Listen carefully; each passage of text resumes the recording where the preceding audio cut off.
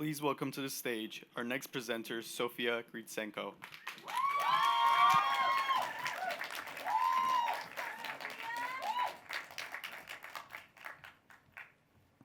Hi, everyone. Before I begin, I would like you guys to do something for me. I would like everyone, even at home, to stand up. Yes, please get both feet on the ground. Now, I want you to put your hands up to the sky, and we're going to do a small spin together. Okay, you guys ready? Let's go. 1, 2, 3, 4, 5. Okay, you guys can sit down now. What you just did was spontaneous, a little fun, and it was shared. That small fleeting moment, that mix of awareness and connection, is exactly what my thesis is about. Hi, my name is Sofia Grytsenko, and I spent this last year rekindling joy. This is me, different places and different ages, but a consistent thread runs through, the presence of joy. And over time, I began to notice that this kind of presence becomes less common as we get older. Not because we lose the capacity for joy, but because we lose the conditions that allow it to surface. And I live in New York City, a place that's often described as energetic, unpredictable, and alive. But when I started paying closer attention, I noticed something else. People were physically together, but mentally elsewhere. It made me question not just where joy exists, but whether we are designing environments that allow it to emerge at all. So I began with a fundamental question. What is joy? I looked at what the research had to say. The Happiness Project by Gretchen Rubin taught me that the actions that we take in our everyday lives affect the joy that we feel. While Joyful by Ingrid Fettel-Lee taught me that joy can be designed for, whether it's through color, shape, or texture. And finally, Dancing in the Streets by Barbara Ehrenreich taught me that joy has always been collective. She also said that journals in the field have published 45,000 articles in the last 30 years on depression, but only 400 on joy. So despite its importance, joy remains underexplored. This balance suggests that joy is often treated as incidental rather than intentional. So I started approaching joy as something that can be designed. I talked to designers, artists, practitioners, and a clown, yes, even a clown, about how joy is found in their work and in the world. Maria Roberts, a joy researcher, defines joy as an embodied and cognitively appraised feeling that arises in response to meaningful moments. What stood out to me is that the idea of joy is both physical and reflective. It is something we feel, but also something we recognize. How can we design moments for adults to feel free to experience that joy? Zeev Cohen gave me a hint. He said that experiences we design at Meow Wolf are intentionally different from everyday environments to motivate and uplift visitors. The sense of novelty is considered a core aspect of joy. Through that and my other interviews, 3 recurring circumstances emerged. Joy tends to arise through absurdity, spontaneity, and connectivity. These are not rules or guarantees, but they are reliable conditions. They create openings, moments where joy becomes possible. I began by testing the simple principle of absurdity. To explore this, I created Balloon Hunt, a balloon experiment series. I walked through New York carrying a giant red balloon. There was no explanation, just an object that disrupted the visual field. And the response was immediate. People stopped, they smiled, and some even asked questions. One person remarked, "It's big, bright, and in your face. How could I miss it?" Encouraged by this, I attempted to scale the interaction. I created Poster Hunt, placing balloon posters across the city, each with a QR code that led to an app-based experience. However, this version failed. There was little to no engagement, and the reason became clear. The posters lacked presence and asked for effort without offering a compelling reason to engage. This shifted my thinking. Instead of asking how to scale a moment, I began asking what actually causes people to stop in their tracks. This led me to facilitate a workshop called Routes to Joy. Participants were invited to map locations in the city where they had experienced joy with maps, markers, and stickers. And the responses were not grand or extraordinary. They were specific and personal, like a dog encountered on a walk, sunlight on the subway, or a farmer's market along a familiar route. These moments shared a common quality. They disrupted the expected. But the most significant insight did not come from the maps themselves. It came from the participants. They began to share stories, compare experiences, and unexpectedly they bonded, particularly over shared frustrations like the subway. One participant reflected, "The joy was in the journey. We never finished our loop around the pond because we were having so much fun." So this led me to consider how these small interruptions might be integrated into everyday routines. How can we design moments that disrupt autopilot? Which gave me the opportunity to test the circumstance of spontaneity. As one participant noted, "I'm not very inspired on my daily commute." And this is not a unique observation, but it's an important one. In response, I designed Pocketful, an application inspired by observational games such as I Spy that introduces small prompts into daily life. After clicking on one of the handmade illustrations, users are able to receive a prompt, and then they're asked to engage with their surroundings and document what they find.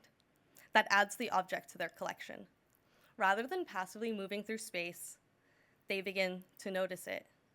Routine becomes slightly altered, and their attention becomes active. The public agreed. Testing showed a clear shift, and reported boredom by commuters decreased significantly after using Pocketful. However, while spontaneity introduces novelty, I wanted to test if the connection deepens the experience. Enter Friend Near. I began by exploring objects of connection, but this concept was really sparked by a simple statement. "My sister misses her pager," said Chrissy Zanakis, a product design educator.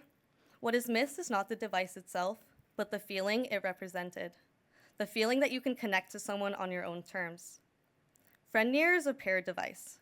When two users come within proximity, it emits a subtle vibration. It does not demand attention, it simply signals presence, a quiet acknowledgement that someone you care about is nearby. And if both users respond yes, it transforms into a shared experience, guiding them towards one another. So let's isolate the circumstance of connectivity. Barbara Ehrenreich calls it collective everescence, the passion or ecstasy induced by communal activities such as ancient rituals and modern raves, which helps create a sense of unity and community among people. During my interview with Jake Adams about the success of his interactive installation Archie, another idea emerged, that joy is often associated with a childlike state of discovery. He said we wanted people to get back to their primal state of learning, like they were babies again, discovering the world for the first time. So how can we design permission for adults to feel like kids again? Camp Windsor Social Club was developed in response to this idea. Tyler Suzuki said that creativity tends to flourish when it's given restraints. And Camp Windsor Social Club gives adults that structured experience built around summer camp and its familiar elements like rules, badges, and guidebooks. Many people already hold an idealized memory of summer camp. This project just allows them to re-enter that space, but within the context of their current lives. At the center is Heartstack, a stacking game inspired by one of the oldest forms of human bonding, gathering around a fire. Except this version is entirely safe for a Brooklyn apartment. It recreates the conditions for connection, not just through nostalgia alone, but through shared attention and interaction. But when talking to Anna Narut, he mentioned that when you have an idea, special projects director of Love Plus Money, he says, when you have an idea you love, you need to check that whoever it's made for loves it too, which encouraged me to return to the public space. What do New Yorkers and kids both love? I'll give you guys a second to think. Complaining. This was the foundation to get up on your soapbox, a public installation where individuals could stop and express something that mattered to them through the form of a complaint booth. Because when you say something out loud, it stops living only inside of you. It becomes external, observable, and manageable. Because being seen, even through frustration, is a form of connection. People participated immediately. They wrote, reflected, and shared their thoughts. They said things like, rent is too high, down with the patriarchy, and protect people, not property. One participant even noted, I'm glad I stopped and wrote something important to me, and now other people will see it too. The act itself was simple, but in that moment of visibility, connection emerged. Each one of these projects activates these circumstances, but when they intersect, they create the most impactful moments of joy. Joy has not disappeared. It remains present, but often unrecognized. It exists in small interruptions, shared experiences, and moments of attention. I wanted to thank everyone who made this process a little more joyful for me. To my friends and family who have always supported me, to Sinclair Smith and Alan Chochinov for always guiding me, and to the audience for being here. Remember, joy is not arbitrary, and it can be designed. Thank you.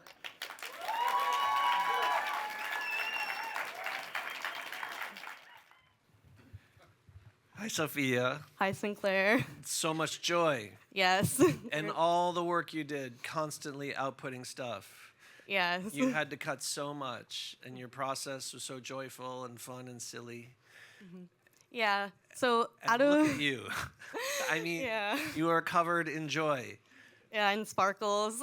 Now the stage will be covered too. Will you tell us about something that you had to leave on the proverbial cutting room floor? Yeah, so something that I was really proud of, but I had to leave on the cutting room floor, was Lil Lookers, these glasses charms that I'm wearing right now, actually. They're swappable, interchangeable glasses charms that allow people to connect at the moment they see each other. You don't have to read someone's shirt or look at their bag. You can instantly just tell what type of person they are. And I'm really excited to kind of get it out there into the world and see how people react to it. So, will you tell me what kind of person you are? I think I'm a person who tries to look in the best in the world, and I try to bring a lot of joy. So one thing I hope that everyone leaves today with is feeling like you can bring more joy into your life. And are the icons themselves indicative of something in particular? Fish star or starfish? Am I reading Yes. left to right or right Well, to left? I was thinking fish could be for guys who like fishing. Also, there's a big sardine, resurgence. People love sardines. Could be Pisces. Yeah, it could be Pisces. I was thinking about a New York set with a taxi cab and a cone. Things that remind people of New York. Carmel. Yeah.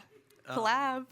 Yeah, I mean there are so many businesses emerging in this theater today. Yeah. Will you have little lookers out in the audience for people to You acknowledge guys, their identities? you guys should come talk to me, and I will make a list, and we can make some personalized charms for you. All right, it'll be a joy. Yeah. Thank you so Thanks, much, Sophia. Sinclair.